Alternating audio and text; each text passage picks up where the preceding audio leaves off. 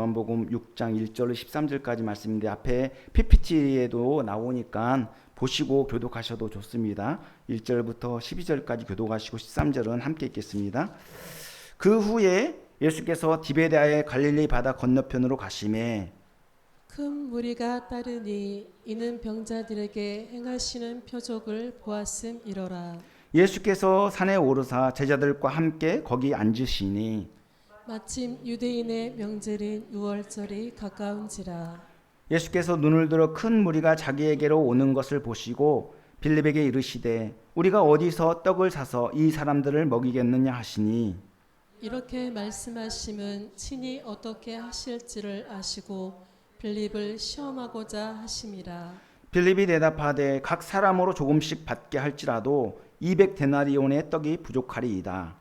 제자 중 하나 곧 시몬 베드로의 형제 안드레가 예수께 여짜오되 여기 한 아이가 있어 보리떡 5개와 물고기 2마리를 가지고 있나이다. 그러나 그것이 이 많은 사람에게 얼마나 되겠사옵나이까. 예수께서 이르시되 이 사람들로 앉게 하라 하시니 그곳에 잔디가 많은지라 사람들이 앉으니 수가 5,000명쯤 되더라. 예수께서 떡을 가져 축사하신 후에 앉아 있는 자들에게 나눠 주시고 물고기도 그렇게 그들의 원대로 주시니라. 그들이 배부른 후에 예수께서 제자들에게 이르시되 남은 조각을 거두고 버리는 것이 없게 하라 하심으로 다 같이요. 이에 거두니 보리떡 5개로 먹고 남은 조각이 12바구니에 찼더라. 아멘. 네, 저는 오늘 예수님께서 행하신 오병이어의 기적이라는 제목으로 하나님의 말씀을 전하도록 하겠습니다. 오늘 본문은 우리가 너무나도 잘 알고 있는 오병이어 기적 사건입니다. 다 한 번쯤 이렇게 설교를 들어보셨을 거예요. 교회 다니신 분들이라면.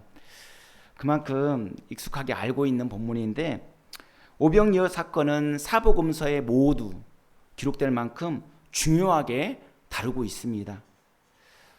본문의 배경은 갈릴리 호수 건너편 디베다 지역입니다. 그곳에 예수님 일행이 도착하자 수많은 사람들이 예수님께서 병자를 고치신 그 기적을 보았기 때문에 그로 인해서 몰려들기 시작했습니다. 기적을 보고 관심을 갖고 몰려든 것이죠. 예수님께서 그 현장에서 이 계산적인 빌립을 시험하셨고 한 소년이 드린 이 보리떡 5개와 물고기 2마리로 남자 장정만 5,000명을 먹이셨습니다. 그리고 남은 조각을 바구니에 넣어보니 12강조리에 찼다라고 이렇게 말씀하고 있는데 그만큼 풍족하게 무리들의 배고픔을 해결해 주셨습니다. 이는 단순한 기적이 아니라 작은 헌신이 주님의 손에 들려질 때 어떤 역사가 나타나는지 또 주님이 어떤 분이신지를 분명히 말씀하고 있는 것이죠. 주님은 분명 세상에 오실 메시아이신 것이죠. 하나님의 아들이신 것을 오늘 본문은 그렇게 증거하고 있습니다. 이제 본문을 좀 더 깊이 살펴볼 텐데요. 저와 여러분 모두 오늘 말씀을 통해서 예수님의 능력과 사랑을 더 깊이 이해할 뿐만 아니라 이 생명의 떡으로 오신 예수님만 온전히 믿고 따르면 좋겠습니다. 그래서 모든 상황 속에서 믿음과 순종으로 이렇게 반응하면 좋겠습니다. 먼저 본문 1절과 2절에 보면 무리들이 예수님께 몰려든 이유를 알 수 있는데요. 그 후에 예수께서 디베다의 갈릴리 바다 건너편으로 가심에 큰 무리가 따르니 이는 병자들에게 행하시는 표적을 보았음이로라 이렇게 말씀하고 있죠. 무리들이 예수님을 따른 이유는 예수님께서 그동안 행하신 표적을 보았기 때문입니다. 예수님은 지금까지 크게 3가지 표적을 보여주셨죠. 가나 혼인잔치에서 물이 떨어져서 포도주가 떨어져서 그렇게 기쁨을 잃어버릴 뻔한 그 잔치집에 이 물을 포도주로 변화시켜 주심으로써 그들에게 기쁨을 되찾아 주셨습니다. 더한 기쁨을 안겨주셨죠. 그리고 사마리아 여인을 만나서 사마리아 지역을 전도하신 후에 다시 가나로 들어가셨는데 그때 왕의 신하의 아들이 가버나움에서 병들어 죽어가고 있었어요. 그래서 이 왕의 신하가 아들이 죽어가는 것을 정말 괴로워하면서 예수님께 나와서 제 아들이 이렇게 병들어 죽어가고 있습니다. 이렇게 고쳐주십시오. 이렇게 간청을 했죠. 근데 예수님이 거기 가나에 계시면서 가버나움으로 가시지도 않고 그 현장에서 이미 나았다라고 선포하셨죠. 그래서 진짜로 가보니까 그 아들이 낫게 되는 그런 놀라운 역사가 나타나게 되었습니다. 그래서 이 왕의 신하의 괴로움을, 그 슬픔을 다시금 기쁨으로 변화시켜 주신 그 예수님입니다. 뿐만 아니라 그의 온 집안 사람들까지 다 예수님을 믿는 놀라운 역사가 나타나게 되었죠. 특히 이제 베데스다 연못에 38년 된 병자, 그것은 이제 유대 지역이죠. 솔로몬 성전이 있는 곳. 그곳에 이제 갔는데 그 베데스다 연못에서 물이 동하기만을 기다리는 그 38년 된 병자. 누구든지 물이 동할 때, 천사가 물을 동할 때 그때 먼저 뛰어들어간 사람이 나을 수 있다는 잘못된 그 소문을 듣고 거기서 계속해서 기다리고 있었죠. 이 38년 된 병자도 그곳에서 기다리고 있었어요.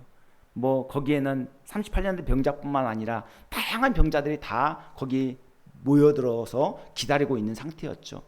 근데 그때 예수님께서 그 38년 된 병자에게 찾아오셔서 그 병을 고쳐주셨죠.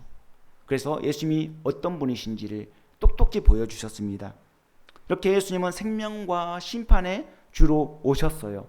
그런데 유대 종교 지도자들은 예수님께서 안식일에 그 38년 된 병자를 고쳐주었다고 해서 비난하고 정죄하기 시작했죠. 꼬투리를 잡아서 어떻게든 죽이려고 그렇게 혈안이 되어 있는 상태에서 예수님을 강하게 정죄하였습니다. 이들은 하나님의 뜻을 외면한 채 사람들에게 인기와 존경을 얻기 위해서 형식적인 제사를 드렸고요. 그리고 율법 준수도 마음에도 없이 그렇게 행했죠. 그러니까 율법을 철저히 지킨다고 그렇게 자부했던 유대 종교 지도자들, 또 무엇보다도 하나님의 말씀을 너무나도 잘 안다고 자부하는 그들, 율법을 달달 외우고 하나님을 잘 섬긴다고 그렇게 자부하는 그들이었지만 정작 그들에게는 하나님을 향한 진정한 사랑이 없었죠. 그래서 예수님께 강한 책망을 받게 되었습니다. 이렇게 예수님께서 그들을 강하게 책망하시면서 세례 요한의 증언과 하나님의 말씀, 그리고 성경의 여러 증거들을 통해서 자신이 하나님의 아들이심을 드러내고 증거하셨죠. 이처럼 예수님께서는 놀라운 기적을 베푸시고 하나님의 뜻을 따라 사역을 펼쳐 나가고 계셨습니다. 이런 와중에 수많은 사람들이 예수님께 관심을 갖고 몰려들기 시작했죠. 이들은 예수님의 정체성과 말씀에는 전혀 관심이 없고 오로지 눈앞에 펼쳐지는 기적에만 관심이 많았습니다. 그러니까 기적을 보고 예수님을 계속 따라다니는 수많은 무리들을 보게 되는데, 그곳 디베라 지역에 예수님 일행이 디베라 지역에 당도했을 때도 무려 남자만 5,000명이라고 했으니까 가족들까지 다 생각하면 2만 명 정도가 예수님의 기적을 보기 위해서 몰려들었다고 볼 수 있죠. 우리가 이제 본문을 이해하기 위해서 그 당시의 이 때와 장소를 파악하는 것이 무엇보다도 중요한데요. 이때가 언제냐면 바로 두 번째 유월절이 아주 가까워진 시기입니다. 그러니까 첫 번째 유월절은 예루살렘으로 올라가서 38년 된 병자를 고쳤잖아요. 그리고 다시금 이제 갈릴리 지역으로 오셨는데 갈릴리 지역으로 오셔서 이제 두 번째 유월절을 기다리고 있는 상태에서 지금 이 사건이 벌어지고 있는 겁니다. 그리고 장소도 예루살렘에서 갈릴리로 이미 옮겨오신 상태잖아요. 그러니까는 이제 예수님 일행은 갈릴리 지역에 지금 있는 거예요. 갈릴리는 바다라고 할 만큼 넓은 호수예요. 무려 폭이 한 13km 정도가 되고, 그 다음에 그 길이가 한 21km 정도 되니까 엄청나게 넓은 호수죠.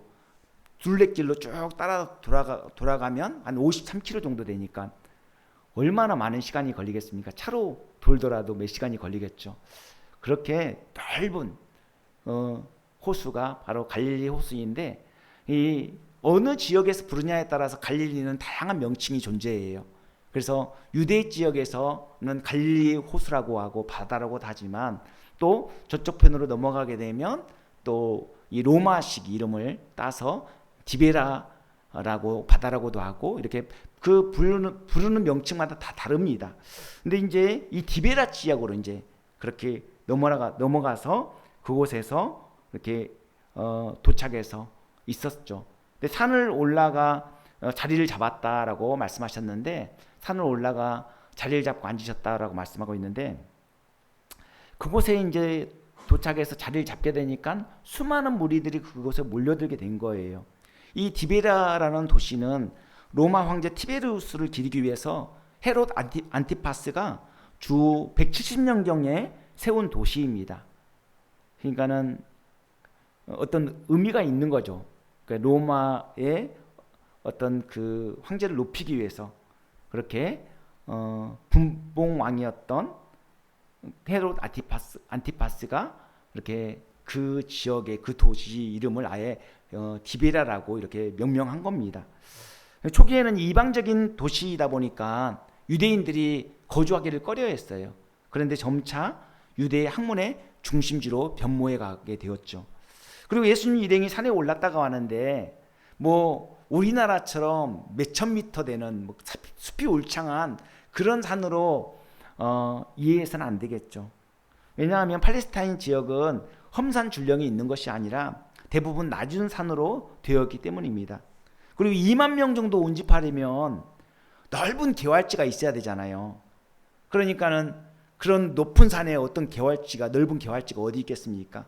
그리고 지대가 높거나 숲이 울창하면 모이기도 어렵고 또 많은 인원을 수용할 수 없잖아요. 근데 그 이스라엘 지역의 어떤 지형 특성상 대부분 이제 나무가 우거지지 않고, 그리고 높은 산이 아니에요.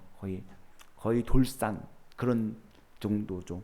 근데 예수님께서 이 수많은 무리들이 모여드는 가운데 이 빌립에게 우리가 어디서 떡을 사서 이 사람들을 먹이겠느냐라고 물으셨어요. 의도성을 갖고 이제 물으신 거죠. 이 질문에 우리는 예수님의 의도가 담겨 있음을 알아야 합니다. 첫째는 어떤 의도가 담겨 있냐면, 이 무리들을 사랑하사 그들의 필요를 채우기 위한 물음입니다. 예수님께서는 우리의 형편과 처지를 아시고 무엇이 필요한지 우리 자신보다도 더 잘 아세요. 그래서 우리가 하나님 앞에 기도하잖아요. 기도하면 안 주실 때가 많아요. 그러면 그 때가 되지 않았거나 아니면 필요하지 않아서 안 주시는 겁니다. 우리는 필요하다고 생각하는데 주님은 너한테 필요하지 않아. 그래서 안 주시는 거예요. 또 때가 되지 않아서 안 주실 경우도 있어요. 그러니까 너무 낙심할 필요가 없습니다. 하나님께서는 우리에게 꼭 필요한 것을 적당하게 주신 분이세요. 그것을 우리가 믿으면 늘 우리가 감사할 수 있고 만족할 수 있는 거죠. 그리고 둘째는 빌립의 마음을 아시고 빌립을 시험하기 위해서 물으셨어요. 본문 6절에서 예수님은 친히 어떻게 하실지를 아셨다라고 말씀하고 있잖아요.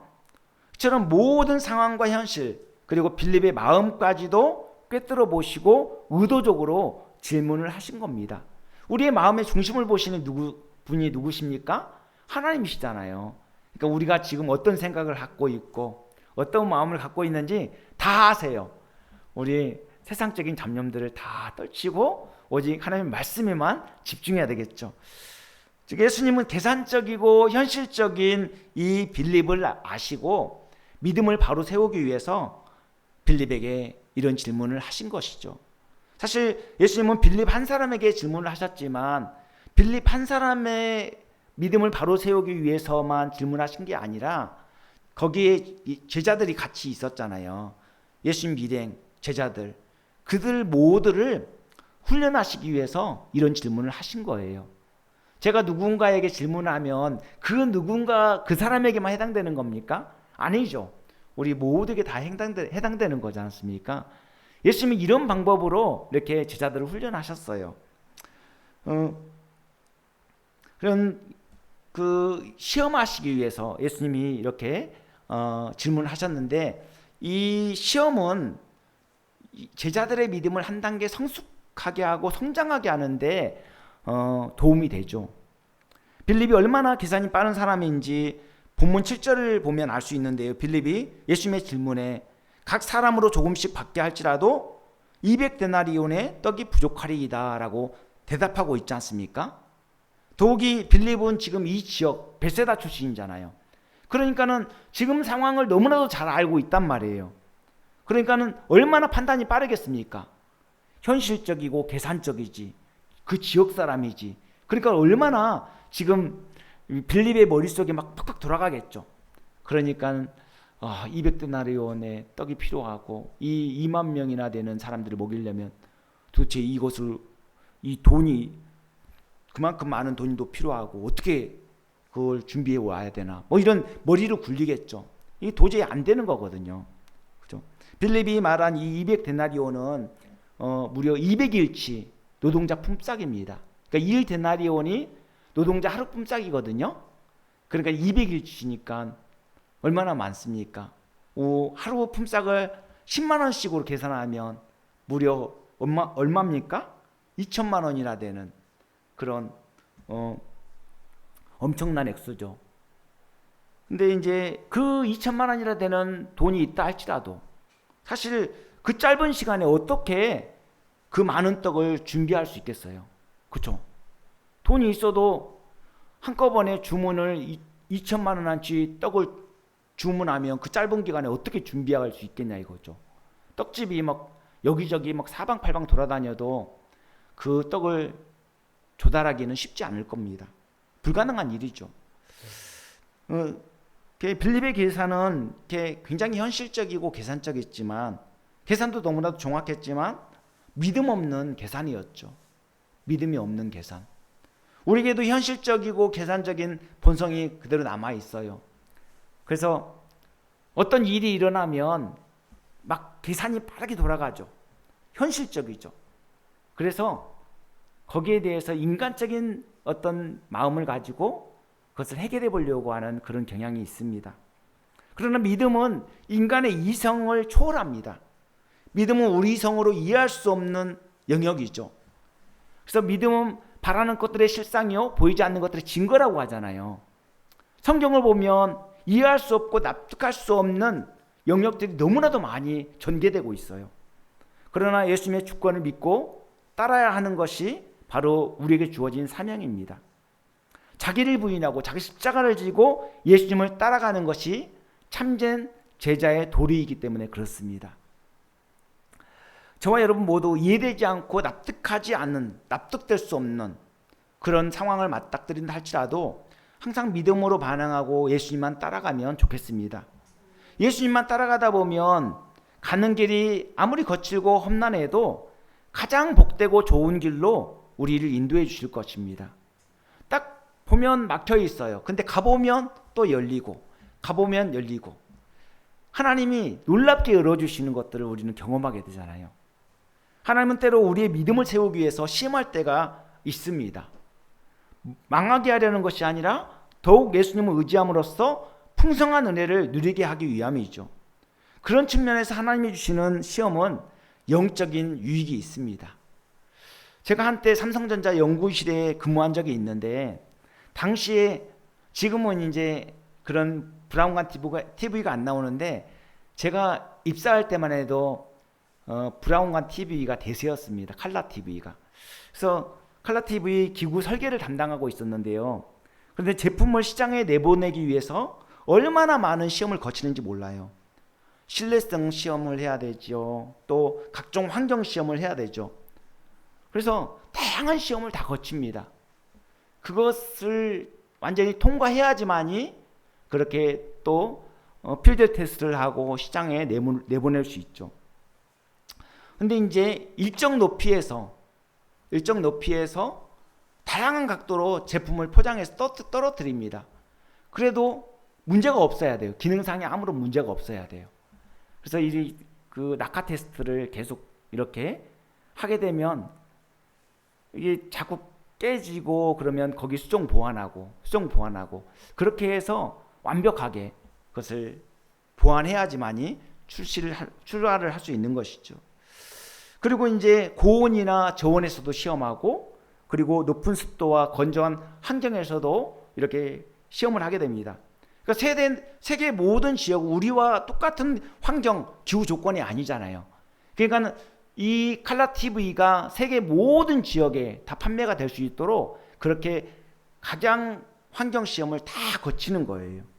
심지어 더 극한 상황을 만들어서 시험하기도 하고 그것도 모자라서 제품을 이제 출시하기 전에 소비자들에게 이제 시험하는 그 과정이 있어요. 소비자들을 선정해서 그들에게 제품을 몇 개월간 사용해 보라고 하고 그 피드백을 받아서 수정 보완하는 그런 어떤 단계를 다 거쳐서 그래도 이상이 없으면 이렇게 제품을 이제 시장에 내보내게 되죠. 이렇게 많은 시험을 거치는 이유가 뭐냐면 보다 나은 제품, 보다 확실하고 완벽한 제품을 출하하기 위해서 그렇게 하는 것이죠. 그리고 하나님은 이 믿음의 조상 아브라함까지도 시험했잖아요. 그죠? 더욱 하나님을 신뢰하게 하고 하나님의 약속을 붙잡고 살아가게 하기 위해서 아브라함까지도 시험하셨습니다.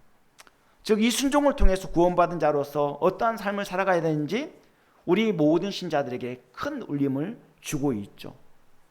이렇게 예수님께서 제자들을 시험하시는 가운데 안드레가 한 소년이 가진 이 도시락을 가져온 것을 알게 되고 그리고 예수님께 그대로 보고했습니다.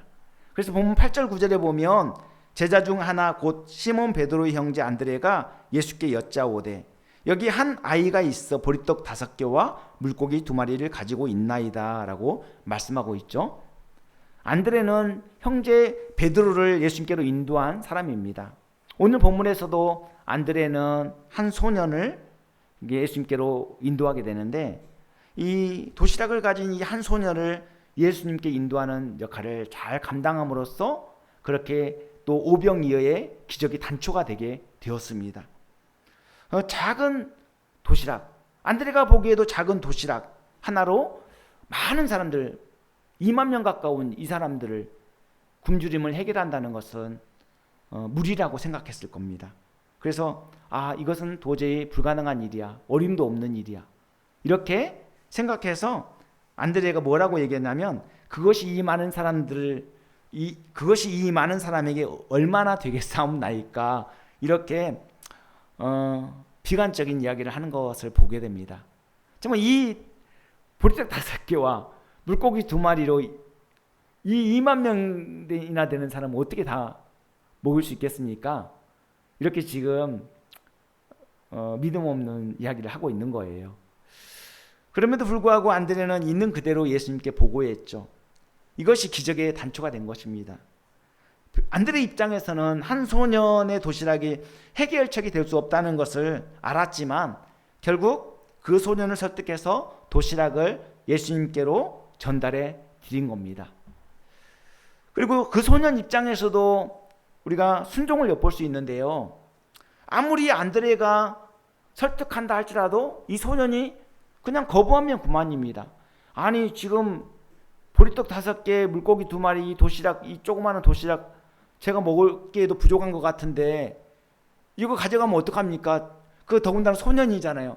제 거 왜 뺏어가요? 막 이렇게 그럴 수도 있겠죠. 그런데 이 소년은 그냥 순순히 내줬어요. 참 안드레의 제안을 받아들여서 가진 모든 것을 예수님께 드렸던 것이죠. 우리가 생각할 때 한 소년의 도시락을 보잘것없는 것으로 한 끼의 식사 정도로 생각할 수 있습니다. 실제로 이 보리떡 5개, 물고기 2마리는 정말 2만 명 정도 되는 무리를 먹인다는 것은 불가능한 일이죠. 그러나 이 작은 것이 예수님께 드려졌을 때 어떤 놀라운 역사가 나타나는지 성경은 분명히 가르쳐주고 있습니다.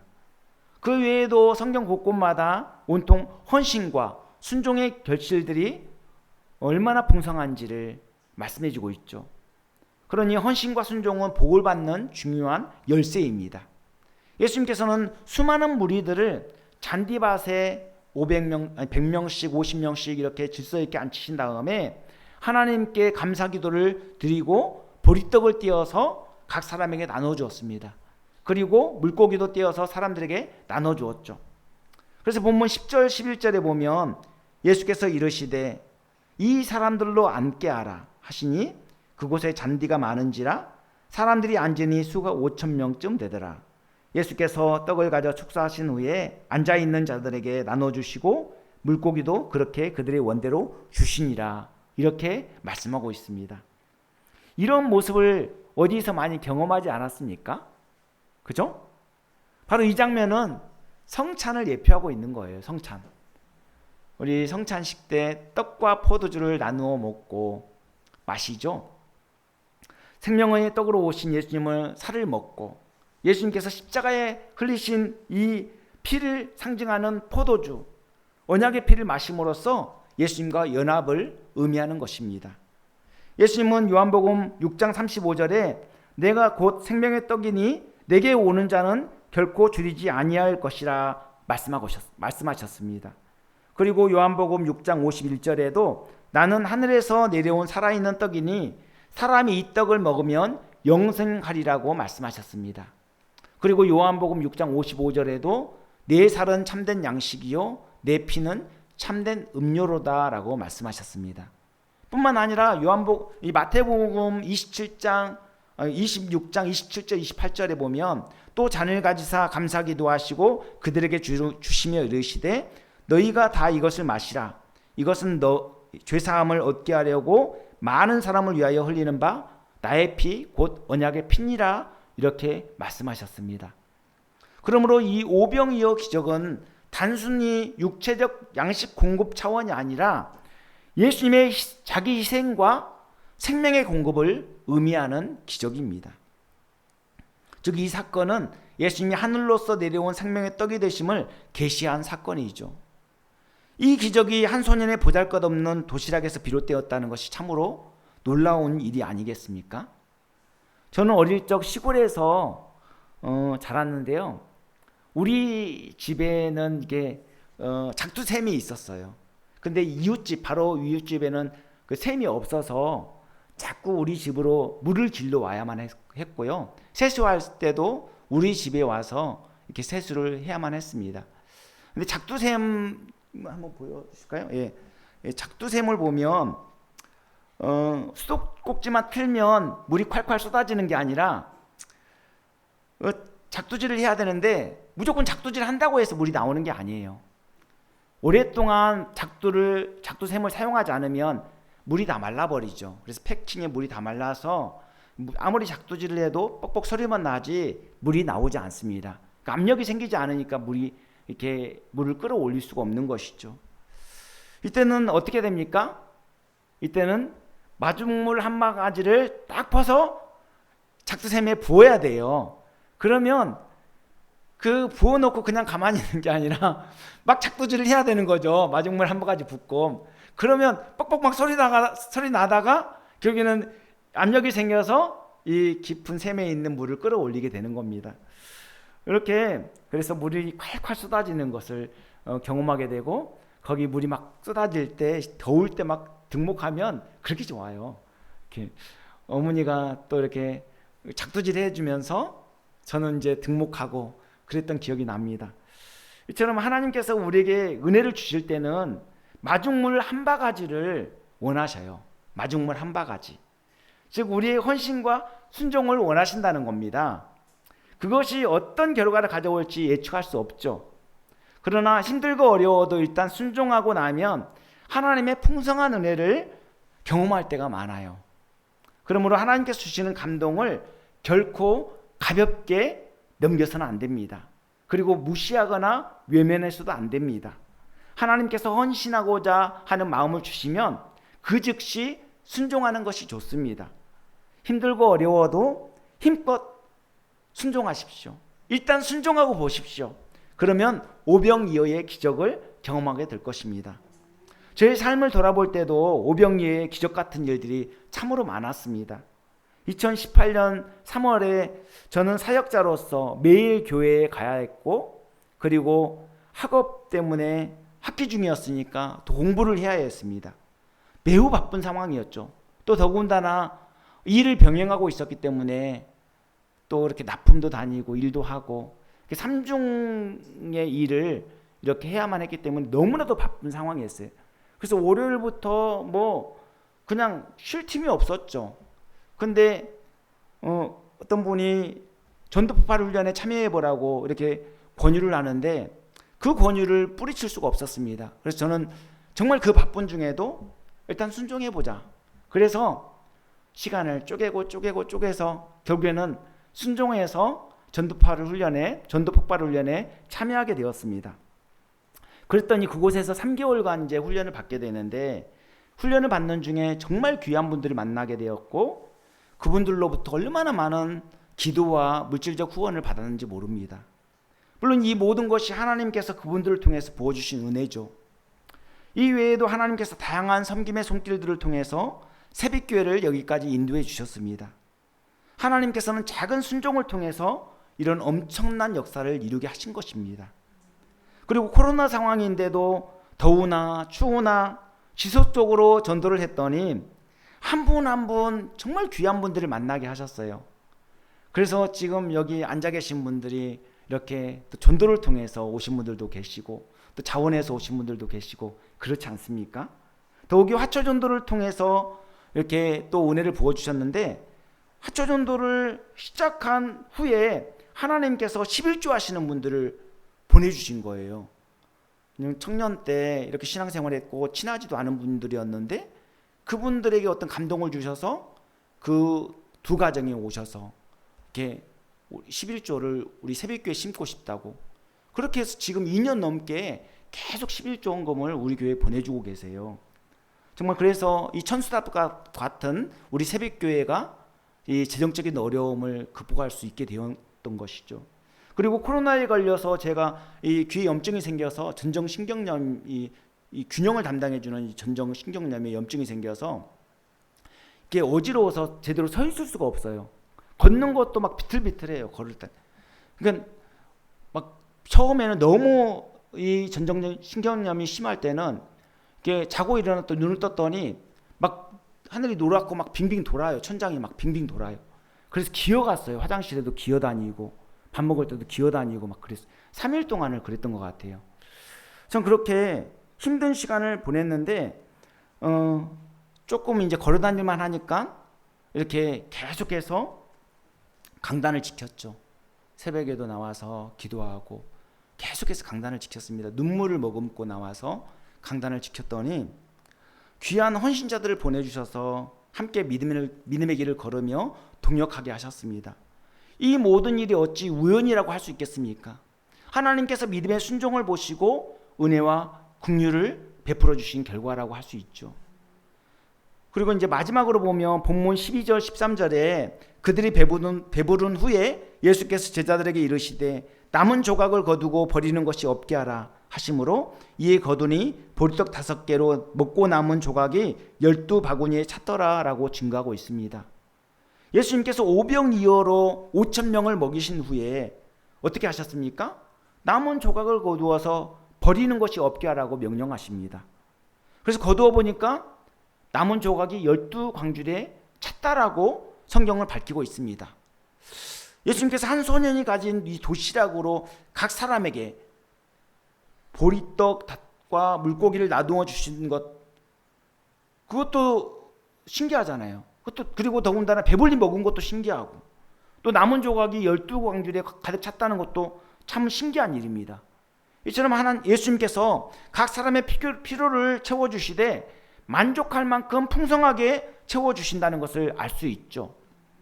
그리고 배불리 먹고 남은 조각을 버리지 않고 거두게 하시는 것을 보면서 어떤 생각이 드십니까? 예수님께서 무한정 은혜를 공급해 주시지만 절제를 통해서 공급에 대한 그 존중을 우리에게 가르치고 있습니다. 하나님께서 우리에게 은혜를 폭포수 같은 은혜를 쏟아 부어 주시죠. 근데 그렇게 쏟아 부어 주시니까 하나님이 부어 주시는 은혜 그냥 중요하지 않아, 소중하지 않아. 너무 그냥 우리가 감사가 넘쳐나면, 감사할 것들이 넘쳐나면 감사를 잊어버릴 때가 많이 있잖아요. 너무 풍족하면 귀한 줄 모르잖아요. 그런 것처럼 하나님이 우리에게 지금도 폭포수 같은 은혜를 쏟아 부어주시고 있는데 그것에 대한 어떤 소중함을 잊어버리지 않도록 하시는 그런 귀한 교훈을 우리에게 가르쳐주고 있는 겁니다. 매일매일 하나님이 우리에게 은혜를 주시고 계시거든요.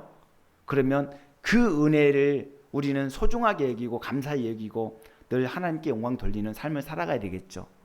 은혜가 너무 많이 쏟아진다고 해서 그것을 가볍게 여기고 경시할 것이 아니라 감사히 여기고, 오늘 살아야 될 은혜가 있다면 내일 살아야 될 은혜가 필요한 거예요.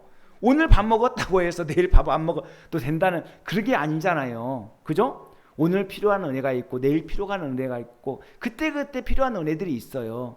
하나님은 시적절하게 은혜를 주시는데 그 은혜들을 우리는 사모해야 되고 귀하게 여겨야 되고 존중해야 된다는 것이죠. 이렇게 하나님의 은혜가 한량없이 공급된다고 해서 가볍게 여겨서는 안 되고 욕심내서도 안 되고 또 허투루 사용해도 안 됩니다. 이스라엘 백성들이 광야 생활을 하는 가운데 하나님께서 먹을 양식을 내리시는데 만나를 내려주셨죠. 하늘에서 만나를. 그죠? 그래서 40년 동안 만나를 먹고 그들이 생활을 했어요. 그때 하나님께서 모세를 통해 주신 명령이 무엇입니까? 각 사람이 먹을 만큼만 거두되 한 사람이 아침마다 하루에 한 오멜씩 거두고 여섯째 날에는 두 오멜씩 거두라라고 명령하셨어요. 그러니까 하루에 한 오멜씩 거두는데 왜 여섯째 날은 두 오멜 거둬야 됩니까? 그 다음 날이 안식일이니까 안식일에는 만나가 내리지 않거든요. 그래서 여섯째 날에는 두 오멜 거두라고 하는 겁니다. 그래서 총 7오멜을 이렇게 하나님께서 허락하셨어요.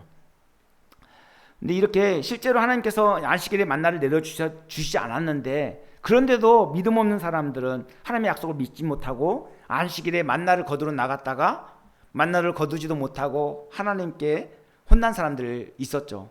그죠? 꼭 이런 사람들이 있어요. 그죠? 그리고 하나님의 약속을 믿지 못하고 만나를 다음 날 아침까지 남겨두었다가 어찌 되겠습니까? 그러니까 다음 날 또 하나님이 만나 내리실까? 안 내리실까? 막 이렇게 고민했겠죠. 혹시 안 내리실지도 모르니까 쌓아놓다, 쟁여놓다 그랬는데 벌레 나고 냄새까지 났잖아요. 그게. 유독 여섯째 날에는 갑절의 만나를 쌓아놓게 하셨거든요. 근데 그때는 멀쩡했어요.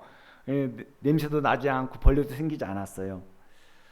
그리고 만나는 이 정해진 시간 동안만 거둘 수 있게 되었어요. 아침에 정해진 시간이 있었거든요. 햇볕이 딱 내리쬐면 만나는 사라집니다. 그 전에 거둬야 되는데 그냥 게으름 피고 있으면 어떻게 됩니까? 날아가는 거예요. 없어지는 거예요. 쫄쫄 굶어야 되겠죠. 이처럼 하나님께서는 많이 거둔 자도 남지 않고 적게 거둔 자도 부족함이 없이 각 사람이 먹을 만큼만 거두게 하셨습니다.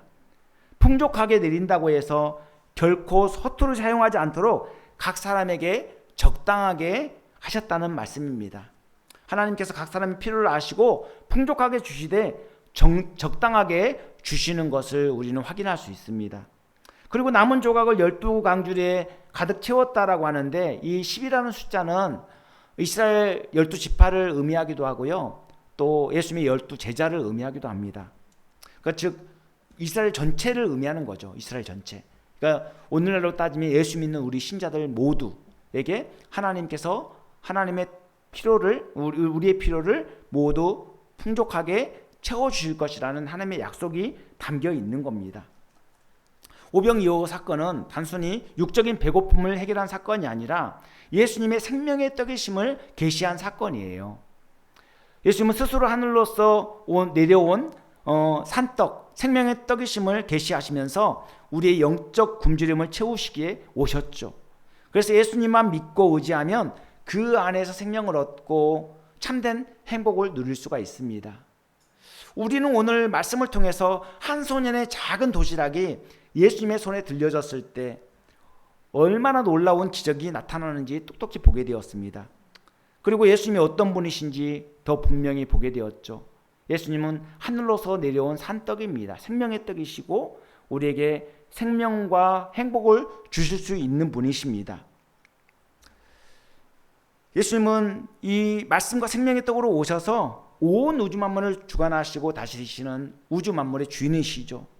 예수님의 통치와 보호 아래 살아간다는 것이 정말 얼마나 든든하고 행복한지를 오늘 성경은 분명히 보여주고 있습니다. 예수님께서는 마태복음 4장 4절에 사람이 떡으로만 살 것이 아니요 하나님의 입으로 나오는 모든 말씀으로 살 것이라고 말씀하셨습니다.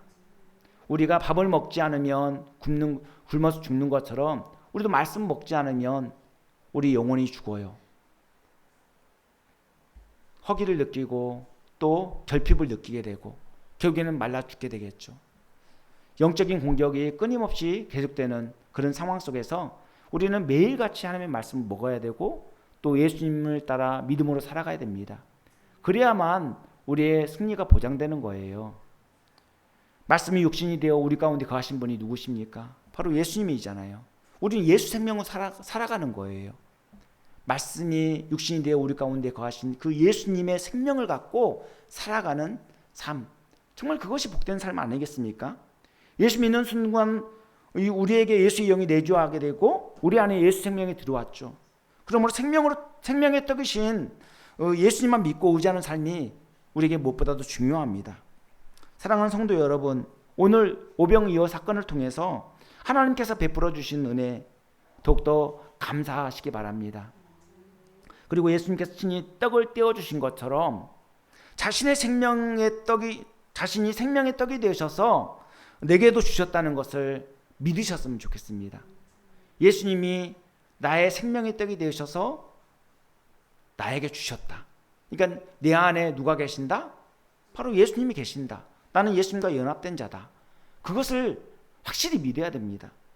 그리고 예수 생명을 가진 자로서 더욱 생명력 넘치는 삶을 살아갈 뿐만 아니라 그 사랑을 나만 간직하는 것이 아니라 나눠야 되겠죠.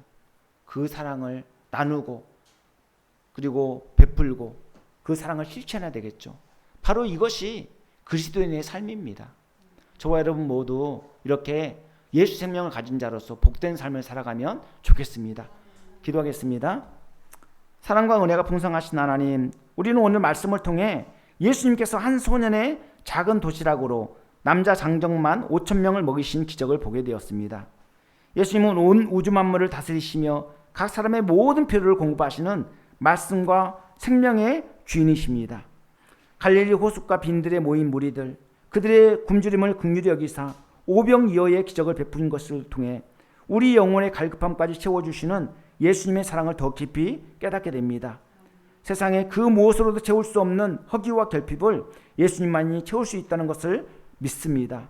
빌립처럼 계산하지 않게 하시고 안드레처럼 비관하지 않게 하시며 작은 것이라도 주님 손에 드릴 수 있는 그런 믿음을 우리에게 허락하여 주시옵소서. 우리의 삶 가운데 하나님의 은혜를 풍족하게 부어주시되 절제 있고 감사가 넘치는 삶, 나눔과 사랑을 실천한 삶으로 살아갈 수 있도록 도와주시옵소서. 이 모든 말씀을 예수님 이름 받들어 기도합니다. 아멘.